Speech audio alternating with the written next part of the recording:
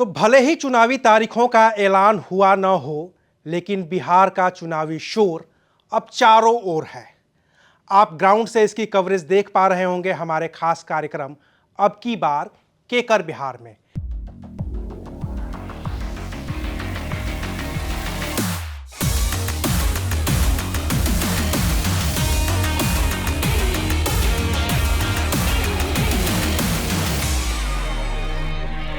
हमने सोचा कि जो बिहार का चुनावी शोर आपको ग्राउंड से मिल रहा है, उसकी तफ्तीश क्यों न स्टूडियो में भी बैठकर की जाए, क्यों न बातचीत के जरिए, विश्लेषण के जरिए आपको बिहार का पूरा चुनाव समझाने की कोशिश की जाए।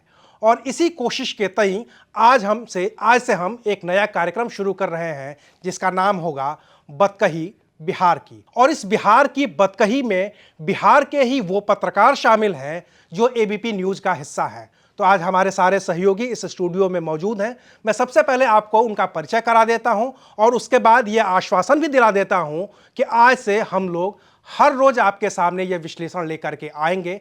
कम से कम कोशिश करेंगे कि सोमवार से शुक्रवार तो हम आपको ये विश्लेषण दिखा ही सकें।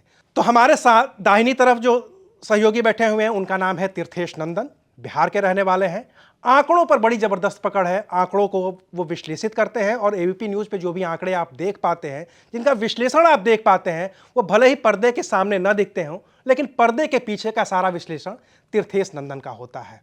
जो दूसरे हमारे सहयोगी हैं मनोज मुकुल जी, बिहार पर उनकी बहुत ही बारीक नज़र रहती है। अगर आप इनका फेसबुक पेज देखेंगे, इनका आप ट्विटर देखेंगे, तो बिहार में हर छोटी बड़ी घटनाओं पर वो बारीक नज़र रखते हैं और अपनी टिप्पणी करते हैं। उनके बाद जो मेरे ठीक दाहिनी तरफ हैं आज़ाद जी, वो अब्दुल वाहिद आज़ाद एबीपी लाइव के संपादक हैं, जो वेबसाइट में आप खबरें पढ़ते हैं। सारी जिम्मेदारी इन्हीं की है।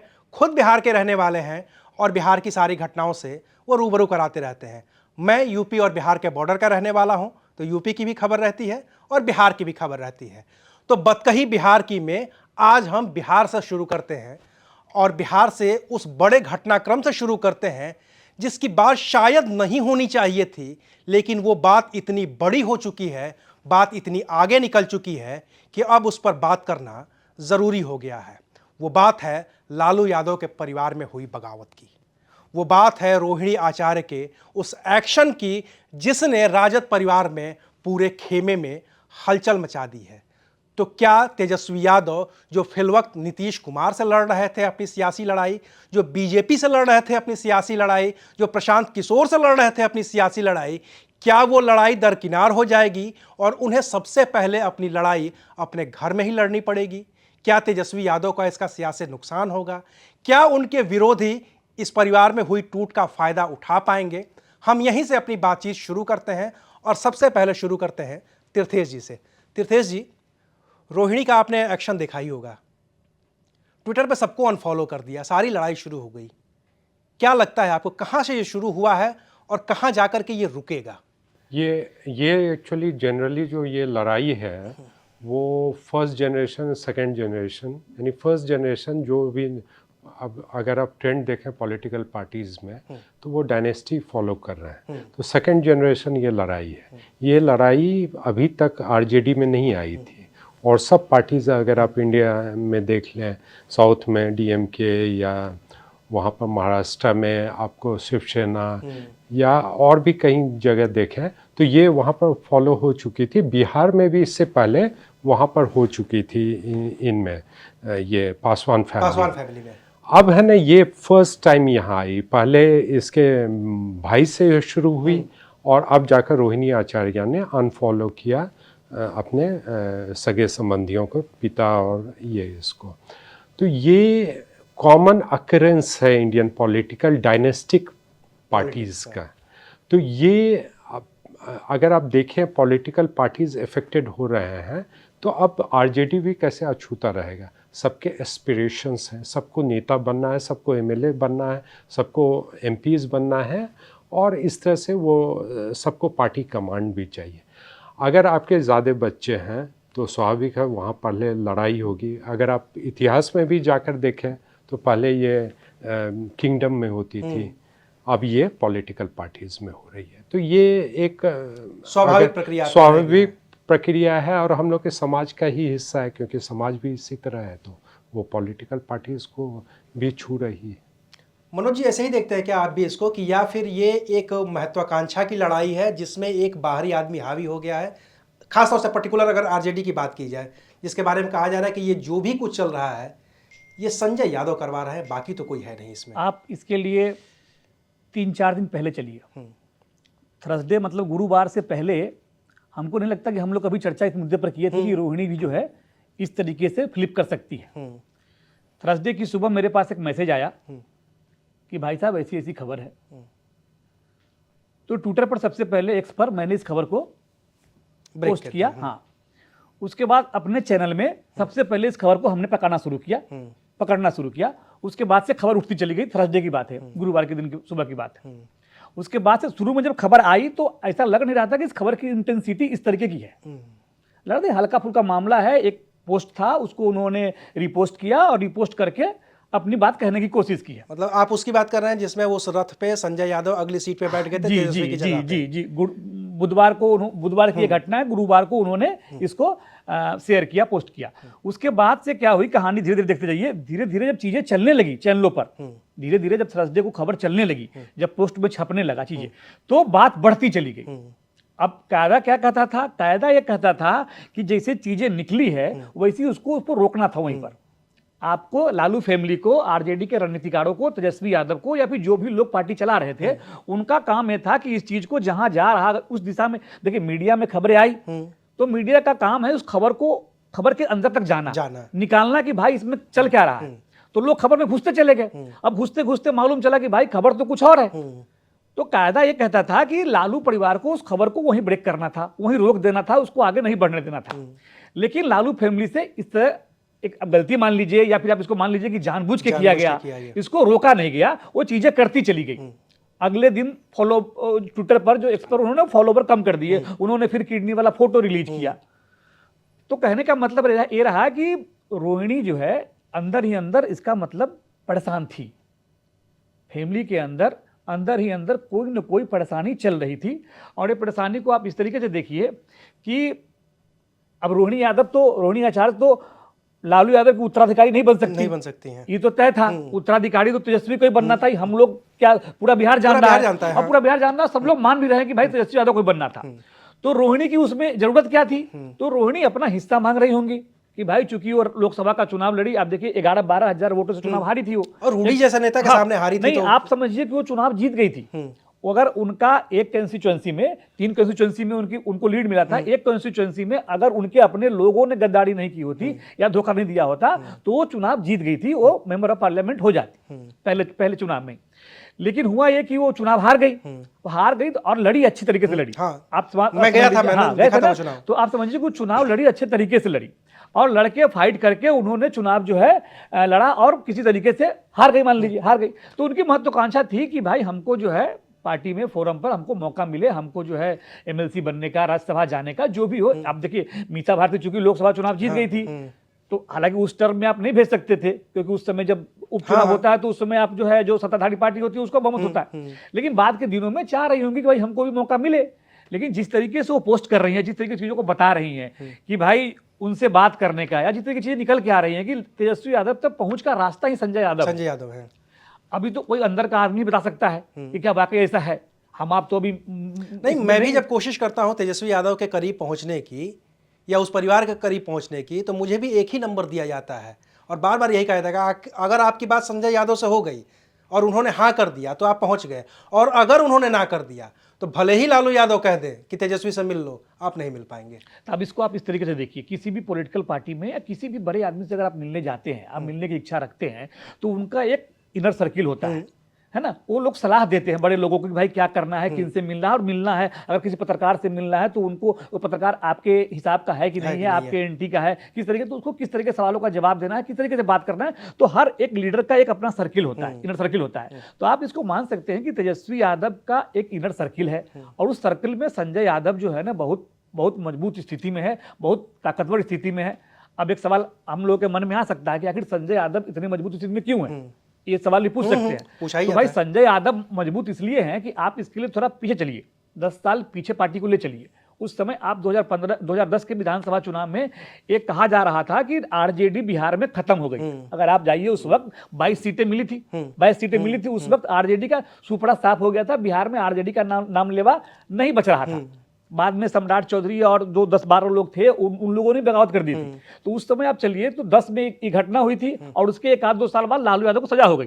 तो एक तरीके से पार्टी बिल्कुल खत्म होने की स्थिति में चली गई थी। था कि भाई अब आरजेडी का बेस खत्म हो गया, आरजेडी बिहार से खत्म हो गई। ऐसी स्थिति में पार्टी चलाने के लिए फिर राबड़ी देवी उनको लेके आई थी बेटे को अपने दिल्ली से लेके गई थी। हाँ, क्रिकेट छोड़ करके वो वापस गए थे। उनको ले गई थी। अब भाई किसी आदमी को आप ले आइए, मान लीजिए अब आजाद जी को ही आप किसी और चरण में ले जाइए, तो आजाद जी वहां जाएंगे तो भाई 2-4 लोग अपने लेके जाएंगे ना, ताकि उनका एक सर्किल बना रहे, टीम बना रहे। आप भी जाइएगा तो इसको इसमें चाहिएगा। तो भाई तेजस्वी यादव जब अपनी पार्टी चलाने के लिए वहां गए तो भाई उनकी उम्र देख लीजिए कि उस किस उम्र से पॉलिटिक्स कर रहे थे। तो 22, 23, 24 साल के रहे होंगे। तो उस समय उनके अपने उम्र के, हम उम्र के लोगों से सलाह लेना, उनसे बात करना, हम लोग भी कैसे 4 लोग बैठे हुए थे आपस में, थोड़ा 19-20 है तो हम लोग आपस में कर रहे। तो वैसी जो है वहां अपने लोगों को ले गए, तो जिनके साथ उनका कंफर्ट जोन था, कंफर्टेबल पोजीशन में थे, उनको ले गए, उनको किया।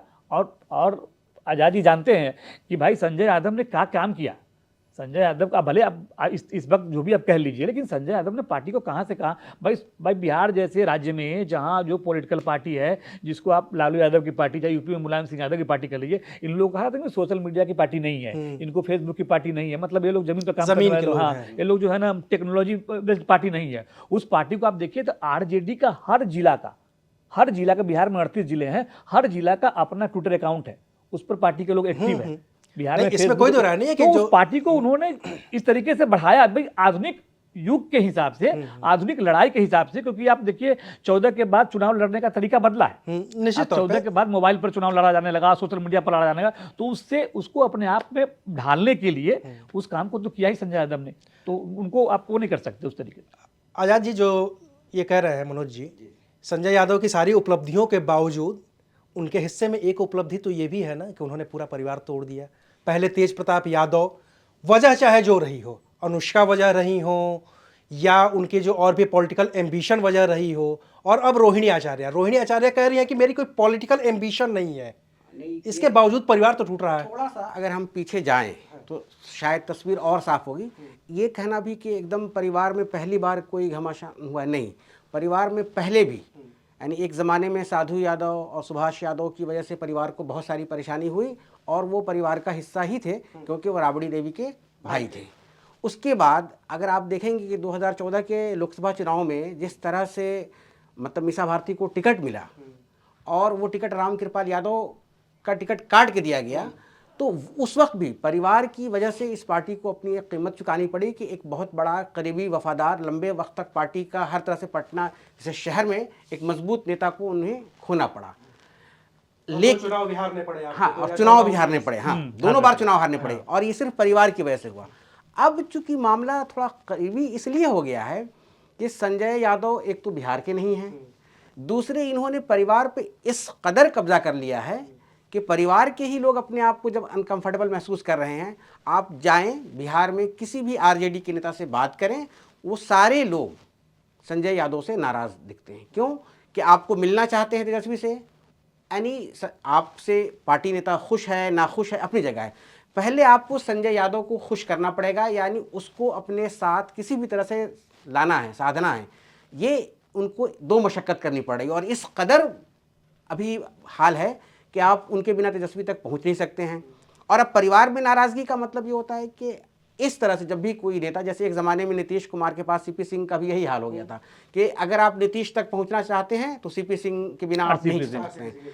तो अब क्या है कि आरसीपी सिंह को पार्टी से इसी वजह से मतलब सारे नेता क्या होते हैं उस वक्त कान भरने लगते हैं कि भाई इनकी वजह से पार्टी ख़राब हो रही है, बर्बाद हो रही है, नुकसान हो रहा है।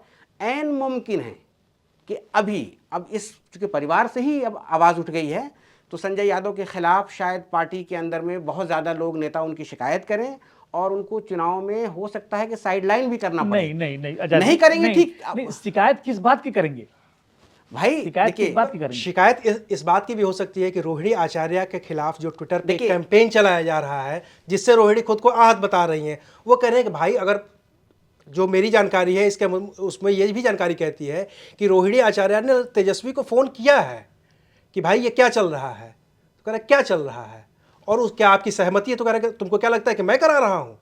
हमारी जानकारी यहाँ तक है कि तेजस्वी ने उससे कहा है रोहिणी से कि तुमको क्या लगता है कि मैं करा रहा हूँ, तो रोहिणी ने यह भी कहा है कि अगर तुम नहीं करा रहे हो तो रोक तो सकते हो, और वो भी नहीं रुक रहा है। देखिए, इसमें भी कोई दो राय की बात नहीं है। जो अंदर खाने खबर यह है कि रोहिणी ये चाह रही हैं कि सारण जिले में जो मढ़ौरा सीट है वहां से वो विधानसभा का टिकट चाह रही हैं फिलहाल, और अपने कुछ लोगों को टिकट दिलाना चाह रही हैं। यकीनी बात है संजय यादव या तेजस्वी खुद सोच रहे होंगे कि परिवार के अंदर में कितना सेंटर बने, यानी पावर सेंटर की पावर basically सेंटर पावर की लड़ाई सेंटर है। और यही जत्थे मैं वही आना चाहता था आपसे कि यह जो पावर सेंटर की लड़ाई की बात अभी हो रही है, ये बात तो हमने 2015 में भी देखी थी ना। 2015 में जब नीतीश कुमार और लालू यादव को प्रशांत किशोर जो कहते हैं कि मैं एक साथ लेकर के आया और मैं नहीं चाहता तो तेजस्वी यादव उप मुख्यमंत्री नहीं बनते, तो उसी समय तो तय करना था ना कि तेजस्वी की तेज प्रताप, बड़े बेटे तेज प्रताप, हम जिस पारिवारिक पृष्ठभूमि से आते हैं बिहार यूपी में, वहाँ बड़ा बेटा ही राजा, किंगडम में भी ये होता रहा है कि राजा बनता रहा है देश में, और हमारे यहाँ पारिवारिक विरासत भी बड़े बेटे को दी जाती है। तेज प्रताप ऐसा भी कुछ नहीं थे कि नहीं संभाल सकते थे, और एक बात और है, तेजस्वी साबित भी नहीं इतिहास कर से ये पाए सबक थे। सीखने की जरूरत है कि मुगल के पास ये रूल नहीं था कि बड़ा बेटा ही शासक बनेगा, इसलिए उनके हर बेटों में लड़ाई, अकबर के बाद यानी तमाम, शाहजहां ने हो, जहांगीर ने हो, औरंगजेब ने हो, सबों ने अपने भाइयों से, अपने बाप से लड़ाई लड़ी है और उनके जीते जी लड़ी है सत्ता पाने के लिए। ठीक यहाँ भी चूंकि बड़े भाई को सत्ता नहीं मिली है, यानी उसके बाद छोटे भाई को उसका असल मतलब विरासत गई है, तो लड़ाई का तो होना लाजमी है। लेकिन 2015 वाले जो इंसिडेंट अविनाश बता रहे हो, उसमें मोर और लेस मामला सेटल्ड हो गया था। तेजस्वी को धीरे धीरे ग्रूम करने, जैसे मनोज ने भी बताया, जो कि तेजस्वी को बुलाया गया। तेज प्रताप उस मामले में उतना वो कैरिज्मेटिक नहीं हो पा रहे थे, तो इसीलिए तेजस्वी को लाया गया। तेजस्वी दिल्ली में पढ़े हुए थे, हालांकि पूरी तरह पढ़ाई कंप्लीट नहीं हुई थी, मसला ही हो गया। हाँ, लेकिन है ना, लेकिन उसको लाया गया। उसमें कुछ गुण दिखा जो कि लालू यादव का तो था। गुण क्या दिखा उसमें, जो 2015 का अगर इलेक्शन का हलफनामा देखेंगे तो उसमें तेज प्रताप की उम्र जो है ना कम है और तेजस्वी की उम्र ज्यादा है। मतलब कानूनी तौर पर जो है ना तेजस्वी जो है ना बड़े हैं और तेज प्रताप छोटे हैं, जबकि ये है रियलिटी में उल्टा है। लेकिन धीरे धीरे तेजस्वी ने पार्टी पर अपना कमान कर लिया और धीरे धीरे वो पार्टी का पूरा कारोबार भी, अगर 2020 के असेंबली इलेक्शन को देखा जाए तो पूरे पार्टी को उन्होंने निश्चित तौर पे 2020 के 2024 के लोकसभा चुनाव तक तो सारी अंडरस्टैंडिंग ठीक ही दिख रही दोनों वक्त में थी। और जैसा मनोज जी ने कहा कि गायब थे। गुरुवार से पहले तो सब कुछ ठीक ही दिख रहा था, ऐसा कुछ ऐसा दिख नहीं रहा था। हालांकि इसमें अब जब चूंकि सामने आ गया है तो ये 2-3 चीजें दिख रही है जिसपे आप लोगों का कमेंट चाहिए। 2-3 चीजें ये दिख रही है कि इतना बड़ा चुनाव है जो आरजेडी के लिए करो या मरो वाली स्थिति है। 2005 के बाद उनको अकेले सत्ता मिली नहीं है। लालू यादव ठीक है कि बीमार है, लेकिन इतने नहीं है कि वो पब्लिक स्पीच ना कर सकें। किसी उस लेवल पर नहीं है, लेकिन फिर भी लालू यादव सिर्फ कुर्सी पर बैठे भी रहते हैं अगर किसी जगह पे, तो उनको देखने के लिए ऑटोमेटिक लोग आ जाते हैं। राबड़ी देवी का कोई कमेंट आ नहीं रहा है। राबड़ी देवी या लालू यादव की पब्लिक अपीयरेंस तब दिखी है, मनोज जी शायद अगर मैं सही हूं तो, अखिलेश यादव मिलने जाते हैं तब, यूसुफ पठान मिलने जाते हैं तब, पैर छूते हैं, गले मिलते हैं, वो वाली वीडियो दिखती है। मीसा भारती लोकसभा की खुद सांसद हैं, पार्टी की एक बड़ी नेता है, इतनी सारी चीजें होने के बावजूद उनका कमेंट नहीं आ रहा है। ये तो अपने आप में कुछ और कहानी कह ही रहा है। अब इसके पीछे मैं एक चीज इसके पीछे इसको दो तरह से देखिए। इसको पहला तो ये देखिए कि बिहार की राजनीति में तेजस्वी यादव की पहचान क्या है। तेजस्वी यादव की पहचान हम लोग मानते हैं कि लालू यादव के बेटे के तौर पर, ऐसा अपना उनका कोई भाई लालू यादव के बेटे की वजह से ही 15 में आए और विरासत को संभालने के लिए आए, तो उनकी पहचान लालू के बेटे के तौर पर है, लालू यादव के बेटे के तौर पर है, राबड़ी देवी के बेटे के तौर पर है। और जो उनके अपोजिट साइड में जो लोग बैठे हुए हैं, भारतीय जनता पार्टी और जेडीयू के लोग, उनका प्राइमरी टारगेट होता है परिवारवाद। तो तेजस्वी यादव अभी जो लोकसभा का चुनाव हुआ तो उसमें उन्होंने रोहिणी को भी लड़ाया, वो जो है मीसा भारती भी लड़ी, एक जीती एक हारी। अभी अगर मौजूदा सिचुएशन में अगर देखें आप तो मीसा भारती एमपी हो चुकी है, रोहिणी वाला एपिसोड सबके सामने है कि अगर वो लड़ना चाहती है तो उनको साइड कर दिया, तेज प्रताप यादव पार्टी से अलग हो चुके हैं। तो ऐसा एक थॉट भी हो सकता है कि तेजस्वी यादव में चाह रहे हो कि जो परिवारवाद का दाग उनके ऊपर है उसको इस 2025 के विधानसभा चुनाव में उससे थोड़ा निकला जाए अकेले चुनाव लड़ा जाए, ऐसा मुझे कुछ लोगों ने बताया है कि परिवार से तेजस्वी यादव अकेले आदमी होंगे जो आरजेडी के सिंबल पर चुनाव लड़ेंगे, ऐसा उन्होंने तय कर रखा है। अच्छा। अब उनको संजय यादव ने फीड किया है या पार्टी के वर्करों ने फीड किया है या फिर अपने दिमाग की उपज है, जो भी है, मतलब जो परिवारवाद का जो अटैक है कि भाई परिवार से ही 4 लोग लड़ रहे हैं, उससे मुक्ति के लिए एक रास्ता तलाश रहे हैं। तो हो सकता है कि इसलिए इन लोगों को साइड रखा हो। लेकिन संजय जी, हाँ, लेकिन मनोज, जो बात कर रहे हो उसमें अगर स्टैट्स पर जाएं तो अभी MPs, MLAs, Rajya Sabha MP, Lok Sabha MPs और साथ में एमएलसी सब मिलाकर 360 ये चेहरे हैं। उसमें 96 डायनेस्टी फैमिली से आते हैं। 21% जो है, अगर परसेंटेज के हिसाब से देखें तो वहाँ पर डायनेस्टी कैप्चर किया हुआ पॉलिटिक्स में अक्रॉस द पार्टी लाइन्स। अगर आप कुछ दूसरे स्टेट से कंपेयर करें तो महाराष्ट्र में 32 है, कर्नाटक में 29, आंध्रा में 34 है, हरियाणा में 35 है और झारखंड में 28 है। और ये पूरे डायनेस्टी पॉलिटिक्स है। दूसरी बात जो रही ये तेजस्वी या रोहिणी आचार्य, आपने सही कहा, जो क्या रोहिणी आचार्य का भी स्टेक बन रहा है या तेज प्रताप का भी स्टेक थोड़ा बहुत बन रहा था, जो कि अब बाद में हट गया है। ये स्टेक की ही लड़ाई हो जाती है डायनेस्टी फैमिली में, जो कि मुझे चाहिए ये शेयर। अगर आप अमूमन घर में भी देखें, अगर ज़मीन जगह का हिस्सेदारी होता है तो उसमें भी ये प्रॉब्लम आता है। तो ये पॉलिटिकल पार्टीज़ में भी, जो मैंने पहला इसमें भी बोला था, ये स्वाभाविक हो जाता है। अभी लेकिन इलेक्शन का समय है, इलेक्शन के समय ये कितना इफेक्ट करेगा, इस पर ये दर्शाता है कैसे आरजेडी इसको जल्दी से जल्दी, जैसे मनोज ने बताया, जो कि इसको तुरंत खत्म कर देना चाहिए था। जैसे लेकिन वो हो नहीं।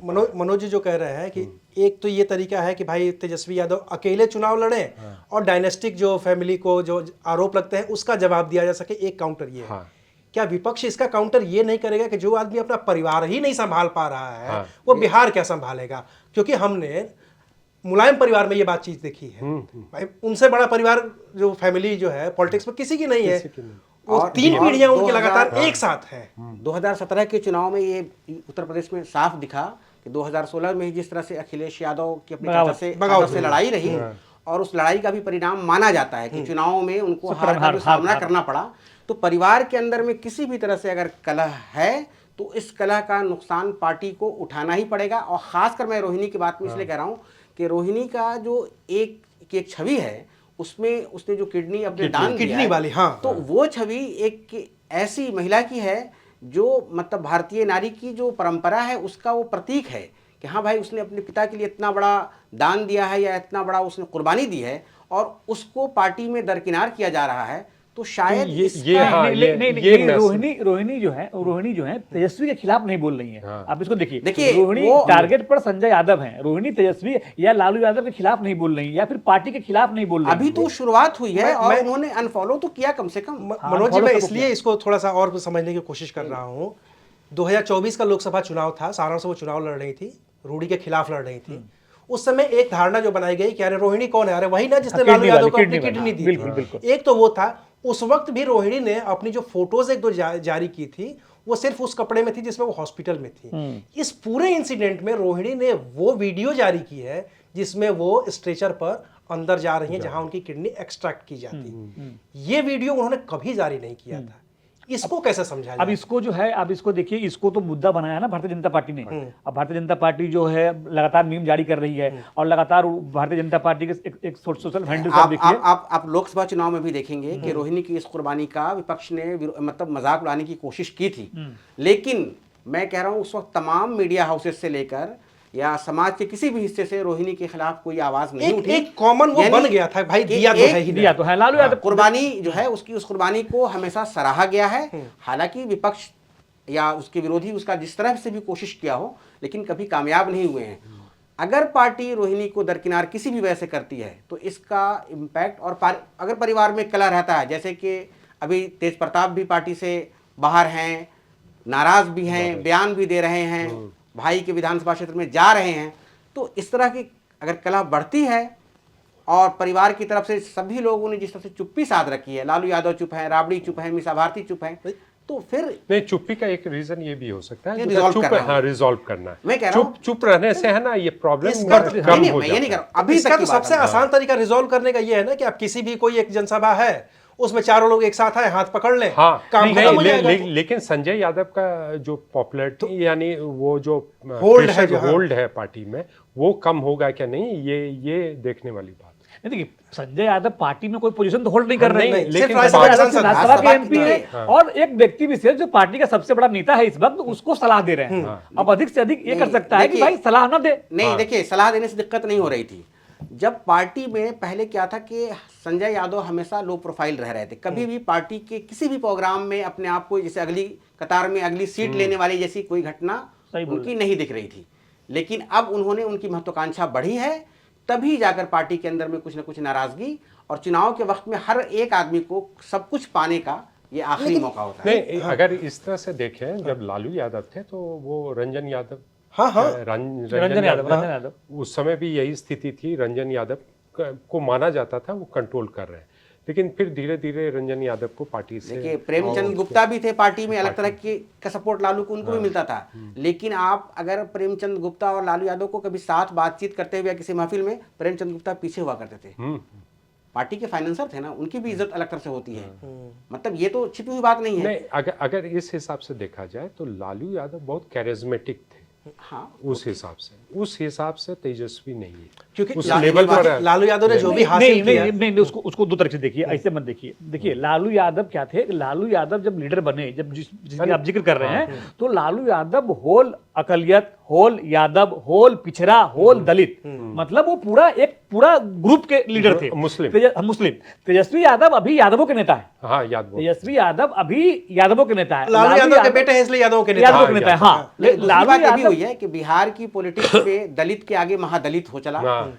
ओबीसी के आगे ईबीसी हो चला, और मुस्लिम में पसमानदा हाँ, हुआ। मुस्लिम में पासमानदा हो गया। तो राजनीति भी 2005 के बाद जो बदली है और जो तस्वीर में अलग अलग जो रंग भरे गए हैं, तो उसमें भी यकीनी बात है तेजस्वी के लिए मुश्किल तो है ही। एक फाइनल कमेंट, इससे नुकसान कितना होगा? तेजस्वी यादव को कितना बड़ा नुकसान देखते हैं और कितना बड़ा फायदा बीजेपी इसमें अपने आप को हासिल करने ये की कोशिश डिपेंड करता है जो क्या बीजेपी कितना फायदा उठा पाती है। मुझे नहीं लगता, एटलीस्ट दो जो पावर सेंटर है आरजेडी के, मुस्लिम्स और यादव, वो रहेगा ही इसके बावजूद पार्टी के साथ। तो मुझे नहीं लगता है बहुत ज़्यादा इसमें आरजेडी को घाटा होगा। मनोज जी? मुझे भी लग रहा है कि इसमें बीजेपी को कोई फायदा नहीं होने जा रहा है। अगर रोहिणी आके मंच से बोल देती हैं, रैली कर देती हैं, खिलाफ में बोल जाती है, सोशल मीडिया पर लिख देती हैं पार्टी के खिलाफ, या फिर पार्टी से इस्तीफा देकर बोलती है कि भाई हम इस कारण से इस्तीफा दे रहे हैं, जो चीजें हो रही हैं, तब नुकसान होगा। लेकिन अगर रोहिणी कुछ नहीं करती हैं, एक चीज और देखिए ना इसमें, अगर आपने कह दिया ये बात, रोहिणी आचार्य, इतना बड़ा चुनाव चल रहा है, सब लोग प्रचार में, रोहिणी आचार्य प्रचार में दिखती भी नहीं है। रोहिणी आचार्य प्रचार में उस दिन दिखती हैं जब अखिलेश यादव आए हुए होते हैं। अखिलेश यादव आए हुए थे और वो भी उस क्षेत्र में गए थे, इसलिए हाँ, उनको बुलाया गया था। लेकिन जब उस दिन अगले दिन सोशल मीडिया पे पोस्टर जारी होते हैं ना, तो रोहिणी आचार्य का चेहरा ब्लर किया हुआ होता है, और उसके बाद से ये सारी कहानी शुरू होती है। तो मुझे तो नहीं लगता है कि अब ये सब ठीक होने वाला है, क्योंकि रोहिणी शायद लौट गई है वापस सिंगापुर। हाँ, रोहिणी चली गई है, रोहिणी है नहीं, अब आती है नहीं आती है चुनाव में पता नहीं क्या होगा। लेकिन मोटे तौर पर हमको नहीं लगता कि अब चुनाव तक तो आएंगी, है ना। अब चुनाव में क्या करती हैं, क्या डिसीजन लेती है, क्या उन्होंने फेसबुक पोस्ट पर उस पर लिखा है कि मेरे को राजनीतिक महत्वाकांक्षा नहीं है, मुझे किसी से टिकट नहीं दिलवाना है। लेकिन कल आप देखिए, कल परसों का एक वीडियो आया है सामने, वो वीडियो है आपसे कह दे वहाँ सोनपुर का, उसमें जो है तेजस्वी यादव निकल रहे हैं तो उनको गाड़ी को लोगों ने घेर लिया है और वहाँ रोहिणी आचार्य जिंदाबाद के नारे लग रहे हैं। तो जो सारण का इलाका है, छपरा का इलाका है, वहाँ इस तरह का रिएक्शन तो है, क्योंकि वहाँ जो लोग हैं उसमें लालू यादव को मानने वाले हैं, तेजस्वी को मानने वाले हैं और रोहिणी को भी मानने वाले हैं। तो उस इलाके में हो सकता है कमोबेश कुछ असर हो उसका, है ना। लेकिन असर तभी होगा जब वो खुल के बोलेंगे कि भाई मेरे साथ नाइंसाफी हुई है, भाई के खिलाफ बोले और पार्टी के खिलाफ बोले तो। नहीं तो ऐसे भाई चुपके सोशल मीडिया पर लिखने से जो है ना बहुत ज्यादा 2-4 दिन और खबर चलेगी, उसके बाद खबरें ठंडी पड़ जाएंगी। आजाद जी, आपका कमेंट? देखिए, जो खबर है हमारे पास वो ये है कि परिवार के मतलब करीबी में से कुछ जब बात कर रहा था कि इस मसले को वो 2-4 दिन में रिजॉल्व कर देंगे, तो शायद हमें ये लगता है कि रोहिणी वापस भी आ जाए। अगर वापस परिवार में तमाम कुछ हो जाता है ठीक ठाक, तो इसका कोई नुकसान नहीं होगा। और जैसा कि मनोज जी भी कह रहे हैं, हम भी कह रहे हैं, यही मान रहे हैं कि अगर उन्होंने जब तक कि खुलकर पार्टी का विरोध नहीं करें, जो लगता नहीं है, अगर वो सिंगापुर रहेंगी, नहीं आएंगी, तो वो पार्टी का खुलकर विरोध नहीं करेंगी, तो किसी भी तरह का कोई बहुत ज़्यादा नुकसान नहीं होगा। लेकिन अगर वो जब खुलकर आई, भाई ऑलरेडी नाराज़ है, बहन भी हो, फिर परिवार में और भी कुछ नेता होंगे, खुलकर आएंगे, उस पर चर्चा होगी, कुछ भी बयान देंगे। भाई सोशल मीडिया का दौर है, विपक्ष भी तैयार बैठा हुआ है, किसी तरह से कोई ऐसा बयान आए जिसके आधार पर हम पॉलिटिक्स को बने, और ऐसा वो अगर कर पाने में कामयाब हुए, अगर यहाँ से उस तरह से रिएक्शन आया, तो उसका नुकसान भी हो सकता है। चलिए, तो हम इस बातचीत को आज यहीं ख़त्म करते हैं। हमारी पूरी बातचीत इस बात की थी कि रोहिणी आचार्य का जो एक्शन है उससे तेजस्वी यादव को कितना नुकसान होगा या क्या फ़ायदा बीजेपी इसका उठा पाएगी। ये सब पार्टियों की राजनीति है, पार्टियों की रणनीति है कि वो फ़ायदा उठाती हैं कि नुकसान उठाती हैं। लेकिन जब बात चुनाव की है तो कितना फ़ायदा होगा और कितना नुकसान होगा ये जनता और उसका वोट तय करेगा। बाकी कहीं बिहार की में अगर आपके पास कोई मुद्दा है जिस पे आप बातचीत जानना चाहते हैं, जिस पे आप राय लेना चाहते हैं, तो हमें कमेंट करके ज़रूर बताइएगा और ये भी बताइएगा कि हमारी आज की बातचीत आपको कैसी लगी। शुक्रिया, आप देख रहे थे एबीपी लाइव।